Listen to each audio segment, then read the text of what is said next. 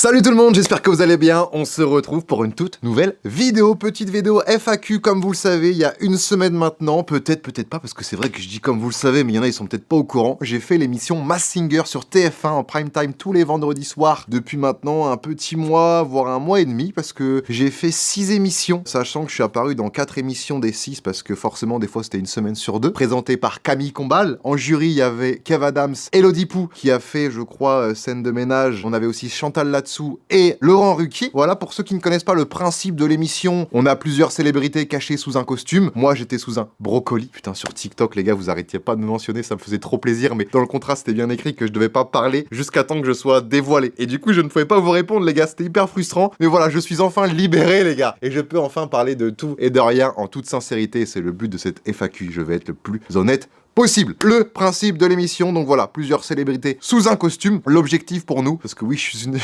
voilà, hein, c'est pas moi qui le dis, c'est TF1, je suis une célébrité. L'objectif pour nous, c'est de chanter et de faire des prestations devant un jury et devant un public. Évidemment, on est sous un costume, donc personne ne sait qui on est, ni le public, ni le jury. Et du coup, pour eux, l'objectif, c'est évidemment de deviner qui se cache sous le costume. C'est vrai que pour nous, les gars, si le jury ou le public nous trouve, c'est pas très grave, parce que nous, ce qu'on veut, c'est faire des bonnes prestations. Essayer de chanter le mieux possible et surtout d'animer le mieux possible, en tout cas pour moi, parce que je ne sais ni chanter ni danser. Pour que le public et le jury vote pour moi face aux autres célébrités, parce qu'à chaque fois, on est en duel, et du coup, aller le plus loin possible. Donc ça veut dire que tu peux gagner Masked Singer tout en ayant été trouvé premier jour ou deuxième jour. Tant que les prestations plaisent au public et au jury, tu continues, et ça fait plaisir. J'espère que vous avez bien compris. Je sais pas si j'explique bien, mais en tout cas, j'ai essayé de faire avec mes mots, parce que c'est vrai que Masked Singer, il y en a qui se disent, mais en fait, pourquoi tu continues alors qu'on t'a trouvé, dégage? Et ben en fait, non, tu peux continuer. On est à la 7e saison en France de Masked Singer, donc voilà, j'ai fait la 7e saison, donc il y en a eu quand même pas mal avant, c'est là, du coup, la 7e année ou un truc comme ça. Donc je pense qu'il y en a qui ont dû tomber dessus, peut-être la première année, la deuxième année, qui ont peut-être arrêté de regarder, qui ont repris cette année, ou qui ont regardé, enfin bref, c'est assez connu quand même, et il est temps de faire une petite FAQ, de répondre à toutes vos questions. Je vous avais demandé sur Instagram si vous avez des petites questions par rapport à Masked Singer, n'hésitez pas à les poser, je vais répondre à tout. Et c'est parti. Première question, comment tu as fait pour être sélectionné pour faire l'émission? Question de Le Petit Val. Eh ben les amis, figurez-vous que c'est ma, je crois, 3e ou 4e émission télé, sachant que j'ai fait quoi? Moi j'ai fait les 12 coups de midi le prime, un samedi soir l'année dernière, j'ai fait les traîtres, j'ai fait Dalcy qui était quand même un petit peu télévisé, j'en ai peut-être fait d'autres, je m'en rappelle plus, mais je ne crois pas. Et quand je fais ces émissions là, en fait, j'ai un contact qui lui est en contact directement avec les chaînes télé. Quand les chaînes ont besoin de quelqu'un, de connu ou peut-être moins connu, je sais pas, et ben en fait lui il a un panel de contacts. Moi il me propose, il me dit bon le bouseux, est-ce que ça tente de faire Masked Singer, parce que là TF1 ils sont à la recherche de célébrités pour la prochaine saison. Moi j'ai dit vas-y, je suis chaud. Il propose mon profil directement à TF1, TF1 il valide ou il valide pas, et après du coup si TF1 valide mon profil, on rentre en négociation pour le contrat, au niveau du montant, parce que oui, on est rémunéré, au niveau des clauses, des machins, des trucs. Puis après, si la négociation arrive à bout, qu'on arrive à trouver un accord entre TF1 et moi, et du coup, c'est parti pour l'émission. Et ce qui a été le cas pour moi, les gars, je suis trop content. Deuxième question, William, est-ce que t'avais mis des gens au courant? Ça, c'est une question qu'on me pose très régulièrement. Est-ce que t'as mis des gens au courant? Moi, TF1, ils m'ont bien dit, le bouseux, s'il te plaît, mets le moins de gens, voire pas du tout de gens au courant. Ce que j'ai à moitié fait, parce que, en gros, quand j'ai été pris pour Masked Singer, j'en ai parlé à personne. C'est juste que, quand il commençait à y avoir les annonces et les pubs à la télé pour Masked Singer, j'ai dit à mes potes, et à mes potes très proches, et ma famille, les amis, il y a Masked Singer, là, vendredi prochain, juste regardez. Me posez pas de questions, juste regardez. Voilà ce que j'ai fait. C'est honnête, les gars, c'est honnête. J'ai quand même mis des gens au courant. Ça reste assez futile. Franchement, c'est des gens de confiance. Je savais qu'ils allaient pas répéter derrière. Et puis du coup, forcément, eux ont regardé, parce qu'ils se sont dit, putain, s'il nous dit ça, c'est que forcément, soyez dans le jury. Ce qui m'étonnerait quand même, parce que c'est des gens quand même assez connus, beaucoup plus que moi. Et du coup, en fait, je suis passé à la première émission tout à la fin, je crois vers 23h, et ils m'ont reconnu instantanément. Même pas en chantant, juste dans ma démarche. Comme la plupart de vous, d'ailleurs. Putain. Quand après, il y a eu la voix, qui est très peu modifiée, on va pas se mytho. Là, les gars, il y avait plus de questions à se poser. Il n'y avait plus de questions du tout à se poser. C'était bel et bien moi dans le brocoli. Donc c'est vrai que vous étiez beaucoup à me dire, le bouseux, t'es dans le brocoli, on t'a reconnu direct. Et ma famille pareil. Donc voilà, c'est comme ça que ça s'est passé. Ensuite, troisième question, Achille, est-ce rémunéré? Du coup, j'ai répondu à cette question. Oui, c'est bel et bien rémunéré. Alors le montant, je vais pas le dire, mais oui, c'est rémunéré. Et je pense qu'en fonction des célébrités qu'il y a dans l'émission et des négociations, il y a des gens plus ou moins payés. Voilà, je suppose en tout cas. Pourquoi un brocoli? C'est toi qui as décidé ou TF1? Alors moi, évidemment, j'ai eu des rendez-vous en amont l'émission avec la productrice, notamment pour choisir le costume et choisir les chansons. Voilà, c'est le premier rendez-vous que j'ai eu, peut-être un mois et demi, 2 mois avant le tournage. Et du coup, on arrive, c'est pas à TF1 parce que vraiment, les gars, en termes d'anonymat, c'est vraiment pas truqué, c'est vraiment poussé jusqu'au bout. Donc en fait, elle avait pris un appartement dans Paris et du coup, on s'était rejoint ici pour que vraiment personne se doute qu'on est là. Parce que c'est vrai que avec Masked Singer, il suffit d'un paparazzi ou d'une personne qui te prend en photo avec la productrice et après directement t'es gaulé après dans les magazines et tout, on sait que c'est toi, c'est relou. Donc vraiment, ils prennent des précautions de zinzin pour faire en sorte que personne ne sache que c'est moi qui fais l'émission. Donc voilà, 2 mois avant l'émission, je suis avec elle, elle ouvre son classeur, elle me dit voilà les costumes de cette saison, il faut que tu choisisses le tien. Donc je vois plein de costumes, tac, je tourne les pages, je feuillette. Elle me dit, évidemment, il y a des costumes qui sont déjà pris par d'autres célébrités, mais en vrai, quand je suis arrivé, moi, il y en a quand même pas mal de dispo, et notamment le brocoli. Et on était dans l'époque box, c'était pendant la box, ce rendez-vous-là, ou juste après. Et du coup, je me suis dit, attends, mais le brocoli, maintenant, les gars, je vais pas au mytho, je mange des brocolis tous les midis, poulet, riz, brocoli. En plus, l'aspect un peu catcheur, un peu boxe anglaise, je trouvais le principe incroyable. Et je me suis dit, vas-y, j'ai craqué direct, les gars. J'hésitais aussi avec le rhino qui était dispo. Je crois que c'est Patrick Sébastien qui l'a eu. Mais après, je me suis dit, non, mais le brocoli, les gars, il est tellement incroyable et il me va tellement bien. Parce qu'en vrai, moi, les gars, je savais qu'en faisant l'émission, je ne savais pas ni chanter, ni danser. Et la plupart des gens savent chanter. Donc, je me suis dit, moi, je vais prendre le brocoli et je vais vraiment la jouer second degré. Lui apporter un peu ce que je suis dans la vie de tous les jours, tu vois, un peu un truc déconnade. Animation, on met l'ambiance, on se fait kiffer. Et du coup, voilà pourquoi j'ai choisi le brocoli. Question suivante, Arthur, as-tu fait des cours de chant avant? Très bonne question, Arthur. Et du coup, bah forcément, ouais. 2 mois avant, j'ai ce rendez-vous-là avec la productrice pour choisir le costume et choisir les chansons. Et ensuite, peut-être 2 semaines après, premier rendez-vous avec la productrice, mais aussi la coach vocale. J'arrive, je la connais ni d'Adam ni d'Ève, j'ai jamais pris cours de chant de nulle part. Les boss, les gars, quand j'ai fait les boss, bah c'était full autotuné. J'avais quelqu'un pour m'aider vite fait, mais c'était pas vraiment un coach vocal. Donc là, c'est vraiment une totale découverte pour moi. Je suis un petit peu gêné, j'avoue, parce que là, j'ai pas mon masque de brocoli ni rien. Je suis vraiment en mode romain. J'arrive, elle me dit, bah chante s'il te plaît, pour que je puisse te classer un petit peu. Tu peux, en fonction du type de voix, aigu, grave, moyen, médium, je sais pas quoi là. Et après, pouvoir travailler. Et elle a vu que j'étais un baryton Martin, non, baryton, je sais plus quoi. Bref, j'ai une voix assez grave. Et du coup, en fonction de ma voix, bah voilà, elle m'a donné des petites astuces. On s'est mis debout. Elle m'a dit, ok, essaye de monter dans les aigus parce que toi, vu que t'as une voix grave, il va falloir, pour que ce soit plus simple, que tu montes un petit peu dans les aigus. Donc tu remontes un petit peu ta voix. Et du coup, on a travaillé là-dessus au maximum pour que je sois le plus à l'aise possible sur mes chansons, sans qu'il y ait trop de retouches. Bah, à vous de juger, hein. Voilà ce que ça a donné en termes de chant. C'est pas la folie, mais c'est pas non plus, je trouve pas ça non plus ultra ridicule. Voilà, je suis pas déçu de moi. Donc j'ai eu 3 cours de chant en tout avant, avec Alexandra, grosse dédicace à elle, parce que Alexandra, les gars, elle a fait un taf monstrueux, elle est super à l'écoute, elle m'a mis directement à l'aise, j'ai vraiment pris confiance en moi, et c'est grâce à elle, donc merci Alex. Dernier truc concernant les cours de chant, elle me donnait des devoirs à faire chez moi. Donc chez moi, je devais m'entraîner à faire des petites notes, à chanter les chansons que j'allais chanter forcément pendant l'émission. Voilà, j'avais des petits devoirs à faire, je trouvais ça cool. Ça me rappelait un peu les cours au lycée, quoi. Question suivante, Hugo Bédou. Vous apprenez les chansons que vous voulez ou c'est eux qui vous disent quelles c'est? Et ben, comme j'ai répondu un petit peu tout à l'heure, premier rendez-vous, quand on choisit le costume, on choisit aussi nos chansons. Donc c'est-à-dire que elle me dit, Prime 1 c'est ça, Prime 2 c'est ça, Prime 3 c'est ça, Prime 4 c'est ça, parce que chaque Prime a un thème, et en fonction du thème, et ben je peux choisir des chansons. Et vraiment, j'ai plutôt carte blanche là-dessus, donc je suis très content. J'ai pris des chansons qui me représentaient bien, que j'aimais bien, et qui étaient pas trop dures à chanter. Petite anecdote, les gars, à un moment j'avais choisi une chanson, mais anglaise. Enfin, américaine, anglaise, je sais pas, mais en gros, fallait chanter en anglais. Avec Alexandra, je commence à chanter anglais. 40 secondes après, je fais, allez, changement de musique. MC, s'il te plaît, je suis pas à l'aise du tout. Les gars, je braille en anglais, alors chanter en anglais. Mais j'ai voulu tester. Comme ça, j'ai pas de regrets. J'étais catastrophique, donc voilà, j'ai vite changé d'avis. Ensuite, Nico, tu changes réellement derrière le masque. Quand tu dis tu changes réellement, je pense que tu changes de comportement. Alors c'est vrai que moi, dans la vie de tous les jours, je suis assez timide. Après, quand j'ai une caméra devant moi, ça va, je me libère un peu. Je deviens beaucoup plus enthousiaste et, je sais pas, dans l'animation et dans le bien-être. Mais là, c'est vrai, comme c'est de la télé, c'est une prod insane, et forcément, il y a un peu plus de stress que juste là, par exemple, poser pour une FAQ où j'ai une caméra devant moi, un petit micro au-dessus de moi. Ça change quand même pas mal, surtout que je sais qu'il y a beaucoup de gens qui vont regarder aussi, parce que ça fait forcément, c'est en prime time sur TF1, beaucoup de téléspectateurs, etc. Donc oui, quand j'ai le masque, je change. Je sais très bien que ce n'est pas truqué, que personne sait qui y a derrière le masque, donc je me dis, vas-y, on va pouvoir s'amuser, et sans me dire que les gens vont dire c'est le bouseux, c'est la honte, c'est machin truc. Vas-y, go, j'ai un masque, j'ai une tenue, franchement, je vais me défouler, je vais animer, je sais que je sais pas chanter, je sais que je sais pas danser, donc si en plus je suis timide sur scène, bah je tèche premier prime, quoi.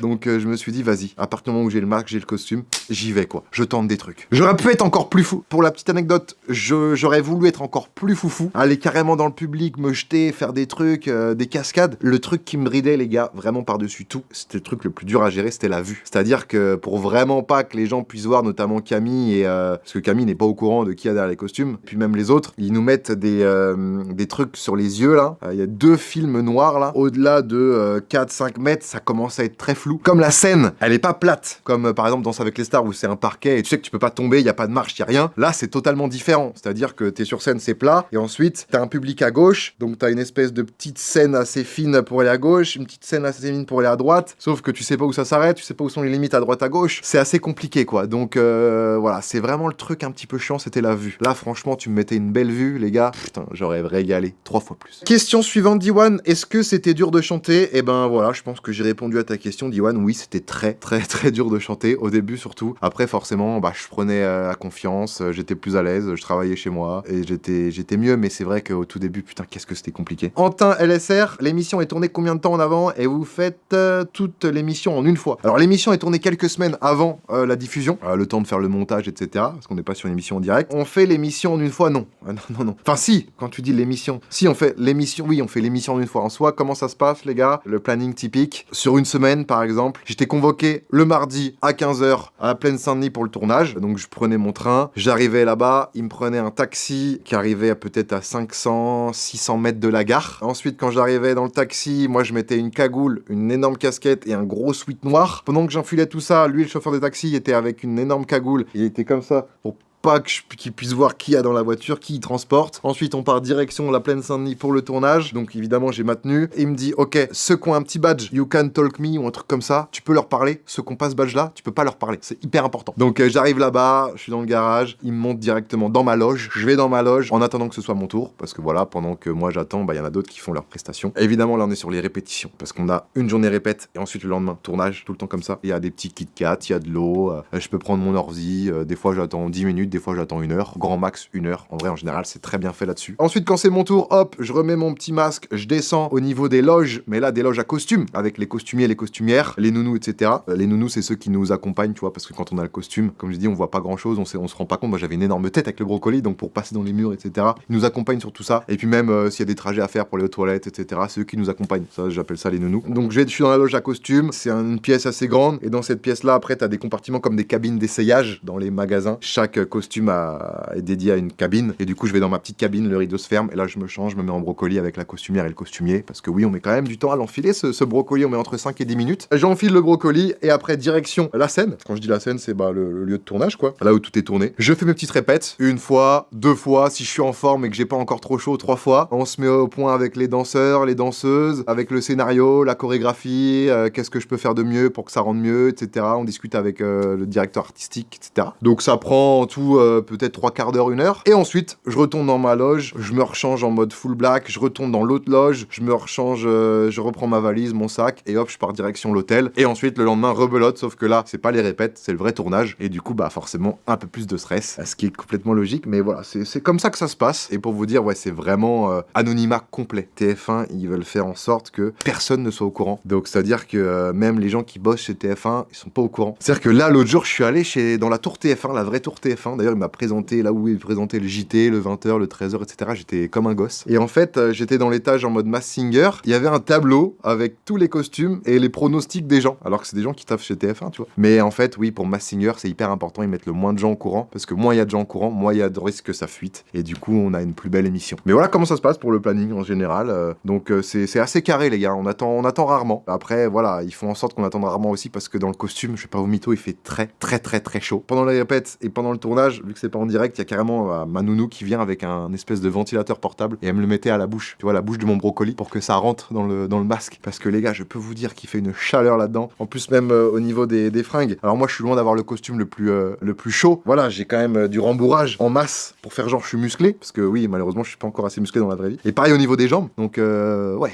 il fait chaud, les gars. J'ai un petit peu débordé sur ta question, mais au moins, je suis rentré dans les détails et vous savez tout, les gars. Vous savez tout. Question de Pablo. Est-ce qu'il y avait beaucoup de répètes? Eh ben, c'était à chaque chaque fois, une journée répète, une journée tournage d'émission. Ensuite, généralement, 2 jours de pause. Je revenais, une journée tournage, une journée répète, une journée tournage, 2 jours de pause, etc., etc. Après, ça pouvait varier en fonction du planning, mais c'était en général à peu près ça. Question de Louis, est-ce que tu étais stressé avant de monter sur scène? Forcément un petit peu stressé, surtout sur les premiers tournages. En répète, ça allait parce que c'est les répètes, mais les tournages, les gars, tu sais qu'il faut pas te foirer, quoi. Même si c'est pas en direct, les gars, c'est tourné comme si c'était en direct. Donc, je voulais absolument pas me foirer. Surtout que pour la petite anecdote, premier prime, je chante Kyo, le Graal. Je suis dans une marmite, et dans la marmite, les gars, je suis sur une petite plaque en bois, un petit escabeau. Et au moment où je pose le pied sur la marmite pour faire le show, bon, entre guillemets, je perds l'équilibre. Et ça, ils l'ont coupé au montage. On voit que je me retiens parce que j'ai failli me vautrer comme une merde. Et du coup, l'avantage, c'est qu'après, avec les cams, ils ont mis les cams du jury pour éviter de voir que je me vautre. Mais c'est vrai que j'ai eu chaud. Et pareil, premier prime, deuxième tableau, où là, je chante bande organisée. Au moment où je me jette pour faire les pompes, une lanière de mon masque qui lâche.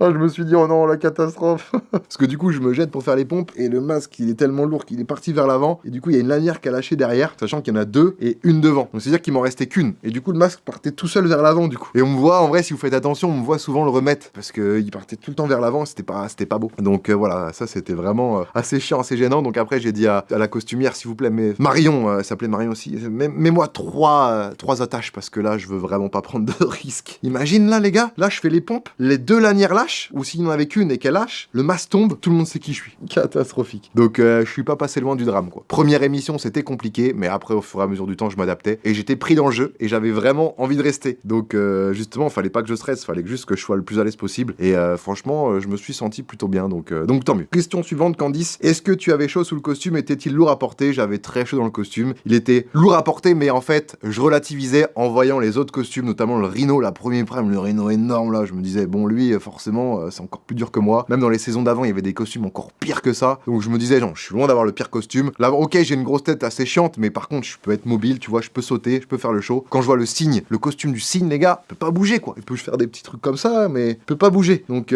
autant en profiter, quoi, et surtout ne pas me plaindre, quoi. Question de Grégoire, ça pue pas trop la bite dans le costume?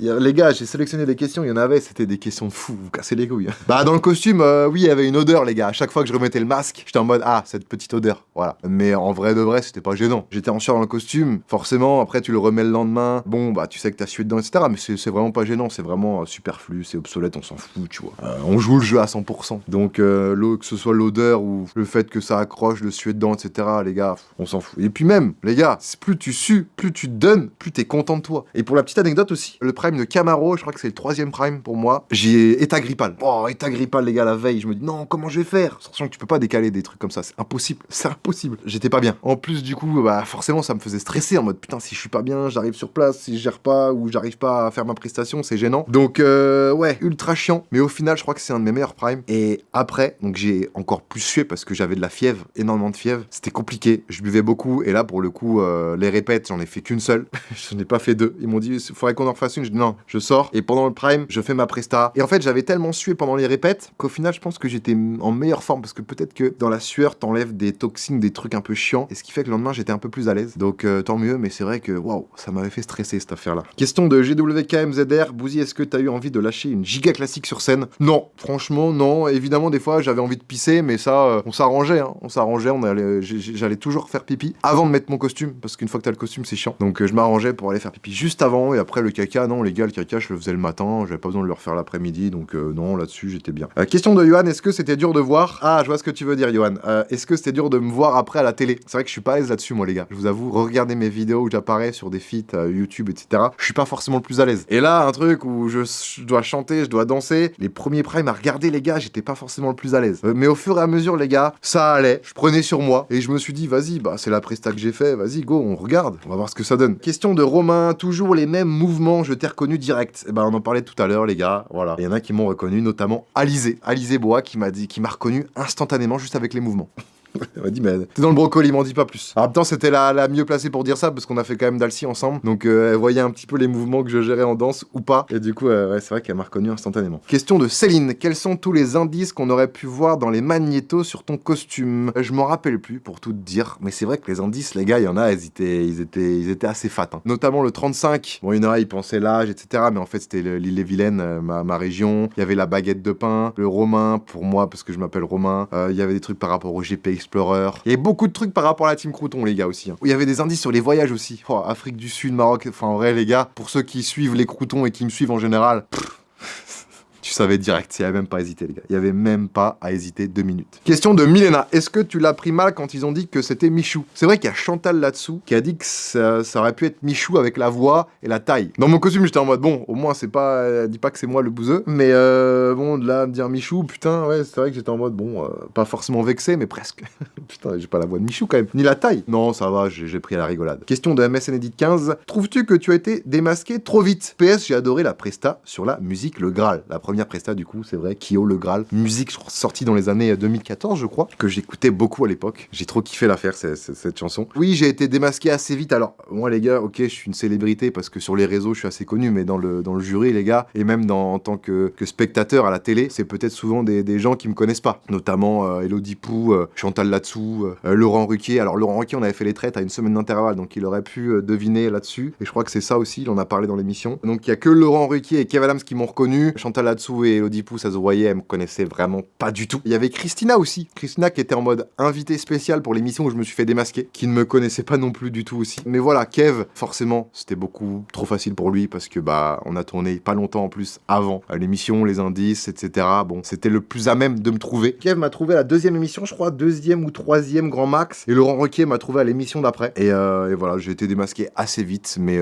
ça va. Je me suis dit, bah c'est le jeu en vrai. De toute façon, quand j'ai vu les indices et comment il changeait ma voix, c'est-à-dire très peu, je me suis dit forcément, à un moment, Kev, il va me trouver. Question de com, tu pensais partir plus tard ou au contraire partir beaucoup plus tôt? Eh ben, figurez-vous que j'ai failli partir premier prime parce que j'étais en ballottage contre le Rhino, qui était Patrick Sébastien. Donc, c'est-à-dire qu'on avait un trio contre un autre trio. Moi, j'étais le plus nul de mon trio et j'étais en ballottage contre le plus nul de l'autre trio. Et du coup, ça fait que j'étais contre le Rhino, Patrick Sébastien. J'aurais pu partir première émission. Alors là, j'aurais été un petit peu frustré. Mais du coup, ça va, j'ai gagné quand même contre le Rhino. Je suis passé au prime numéro 2 et après, le public a commencé à s'attacher à moi, le jury pareil. Et du coup, ça a permis que j'aille jusqu'à la 6e émission. Donc tant mieux pour moi. Je pensais quand même partir un petit peu plus vite. Compte tenu du fait que les autres, le chaton, le cygne là, la girafe, ça chantait quand même très bien les gars. Ça chantait très très bien. Est-ce que Camille est gentil? Camille Combal, eh ben figurez-vous que oui, il est très gentil. J'avais tourné pour lui, on s'était vu plusieurs fois, notamment pour la chaîne de Michou, où je lui avais pété le doigt. Je me rappelle, j'avais explosé le doigt, il avait eu le doigt marteau à cause de moi. Du coup, ça fait qu'à Dals, parce qu'il présentait Dals la semaine d'après, il avait un espèce de plâtre au niveau du doigt. Oh putain. Mais du coup, non, avec Camille, on s'entend super bien. C'est un gars super cool et je trouve qu'il manie ces deux casquettes incroyables en tant que déjà animateur radio, présentateur télé et surtout, il comprend la génération, tu vois, de ceux qui regardent la télé, donc les plus anciens, mais aussi la génération des influenceurs et des gens qui regardent plutôt YouTube. Et je trouve qu'il s'adapte super bien aux deux, donc GG à lui. Je suis très content de le connaître et de continuer de faire des trucs avec lui. La question de Flo, savais-tu qui se cachait sous les autres costumes? Alors, ça, à savoir, les gars, que non. Voilà, c'est-à-dire que on est vraiment dans l'anonymat total. Même nous, quand on a des loges, donc on a la loge avec moi, je voyais avec le petit brocoli. À côté de moi, il y avait une loge girafe, etc. Mais on n'arrivait jamais en même temps. Et la production faisait en sorte qu'on se croise le moins possible. J'ai peut-être croisé une seule fois une personne, mais du coup, forcément, on était à chaque fois avec nos sweats noirs, nos capuches, nos cagoules et nos casquettes. Donc impossible de savoir. Certes, je voyais la taille un petit peu, mais j'arrivais même pas à voir si c'était un gars ou une fille, pour tout vous dire. Donc non, les gars, sous les autres costumes, je découvre pareil que vous, en regardant les émissions, j'essaye de deviner, tout comme vous. Je suis au courant de aucun costume. Question de Giovanni, as-tu reconnu d'autres personnalités dans les costumes des pronos? Eh ben non, j'ai reconnu aucune personnalité, les gars, voilà, je vous dis la vérité. Et par contre, le cygne m'a reconnu, de ce qu'il me dit. Il y a un duel qui s'affronte, voilà, en tournage, et moi du coup, je suis avec le cygne, avec nos nounous aussi respectives, qui sont en train de nous mettre le petit ventilo pour nous refroidir. Donc on est à côté, donc lui en cygne, moi en brocoli. Le cygne dit à sa nounou de me dire qu'il m'a reconnu. Donc c'est-à-dire que sa nounou vient me dire en mode, ouais, le cygne t'a reconnu et tiens à te le dire. Et après, au moment où il me dit ça, le cygne me fait en mode je t'ai reconnu. Et du coup, bah voilà. Mais en fait, moi, comme je l'ai pas reconnu, bah je sais pas qui c'est. Et là, actuellement, dans l'émission, à l'heure où je tourne cette vidéo, là, cette FAQ, il a pas encore été dévoilé. Donc, les gars, je vais vous dire la vérité, je sais pas du tout qui se cache derrière ce cygne, mais à ce qui paraît, il m'a reconnu. Moi, j'ai reconnu personne, les gars. Voilà, je suis une énorme merde. Les coulisses sont comment, Paul? Eh ben, les coulisses sont que tout se passe super bien. On est très chouchoutés. Et les costumiers sont hyper adorables. Franchement, Marion, incroyable. Non, vraiment, les gars, on est mis en avant de fou. Il y aura peut-être une question par rapport à ce sujet plus tard, mais c'est vrai que si c'était à refaire, je le referais 1000 fois. Et si on me propose d'autres trucs, d'autres projets dans le même style, avec très grand plaisir. J'avais un petit préjugé du fait que nous, sur les réseaux, on est en mode la télé, c'est pour les vieux, c'est un peu des boomers. On n'est pas trop respecté en tant qu'influenceur parce qu'ils nous prennent pour des gens qui veulent voler leur place. Alors qu'au final, final, j'ai l'impression que maintenant, c'est tout l'inverse. La télé veut bosser avec nous et du coup, fait en sorte que tout se passe bien entre eux et nous. Et là, franchement, à chaque fois que je fais des tournages télé, je suis chouchouté. L'animateur, on vient me parler, on vient me demander des nouvelles. Enfin, franchement, les gars, je passe un bon moment à chaque fois. Et il y a un autre tournage que j'ai fait là récemment, ça passera cet été. Je peux pas vous dire parce que voilà, mais ça passe cet été. Voilà, c'est un gros indice quand même. Pareil, c'était la folie de fou. Et c'est avec très grand plaisir que j'accepterai d'autres projets qui peuvent s'offrir à moi par la suite, quoi. Question de Léane, quelles étaient les difficultés pendant ce tournage? Les principales difficultés, voilà, petit résumé. Chanter, animer, danser. La vue, je ne voyais strictement rien. Et la chaleur à gérer. La chaleur, c'était quand même compliqué, surtout quand t'as un état grippal. Quel est le moment qui t'a le plus marqué dans ton aventure? Le moment à retenir, le moment qui m'a le plus marqué, le petit slow avec Chantal. Je peux quand même aller jusqu'en quart de finale quand même, les gars. Je trouve ça masterclass. En tant que le bouseux, brocoli, je trouve ça fou. Je suis trop content de moi, les gars. Je suis trop content de moi et trop content de vous, de votre soutien, les gars. Putain, mais je suis trop heureux, les gars, à ce moment-là, les gars. Ouais, je tiens à le dire, le soutien que j'ai eu sur les réseaux, même si je pouvais pas vous répondre, sur Twitter, sur Instagram, même sur YouTube, dans les commentaires YouTube, à chaque fois, c'était que du positif. Donc, merci à vous. Vous avez kiffé le brocoli et moi, j'ai kiffé vous faire plaisir, vous régaler, vous, derrière votre écran. Donc, ça va dans les deux sens. Et là, franchement, c'est le kiff absolu, tu vois, quand je regarde les commentaires. En tant que youtubeur, en tant qu'influenceur, il n'y a rien de mieux que de voir des commentaires positifs suite à des prestations, des vidéos qu'on fait. Donc, merci énormément, les gars. Voilà, j'ai peut-être divagué un peu sur la question, mais le slow de Chantal était incroyable. Le moment de mon démasquage était fou aussi, où je redeviens un petit peu timide, tu vois. Quand je fais mon premier prime, Kyo, tu vois, Kyo, c'était un son qui me tenait à cœur de fou. Je suis dans ma petite marmite, je dois chanter, je dois un petit peu épater. C'est la première fois que je suis là. Ouais, Kyo, quoi, Kyo, franchement. Et puis j'avais de stress, vraiment le stress. Donc, ouais, Kyo, quoi, le Graal. Mathis, qui a été ta meilleure rencontre dans cette aventure? Je dirais, la productrice MC, ma costumière Marion et ma nounou, principalement. Il y en a d'autres, mais c'est principalement. Après, les gars, comme je vous ai dit, hein, on parlait pas à 15 000 personnes. Vraiment, en tout, je parlais à 5 personnes. Donc c'est très peu. Contrairement à, par exemple, Dalcy, où c'est tout l'inverse. Dalcy, t'avais vraiment l'aspect colonie de vacances. On était tous dans la même sauce. On se parlait tous, on se donnait des conseils. On se voyait après les émissions.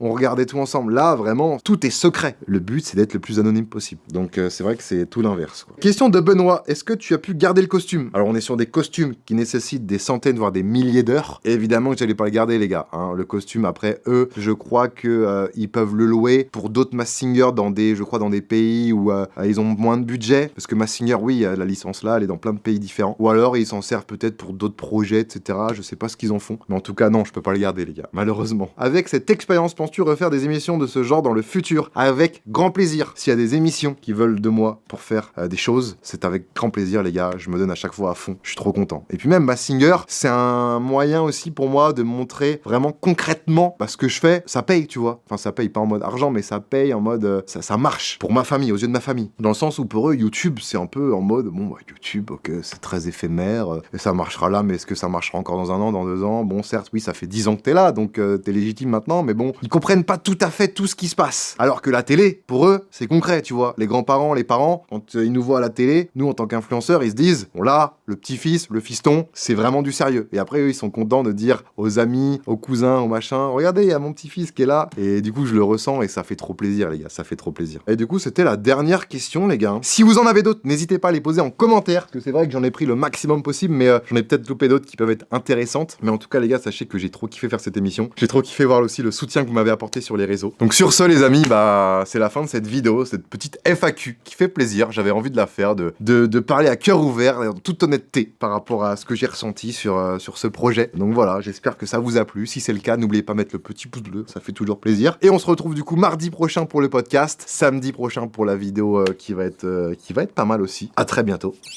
Ciao.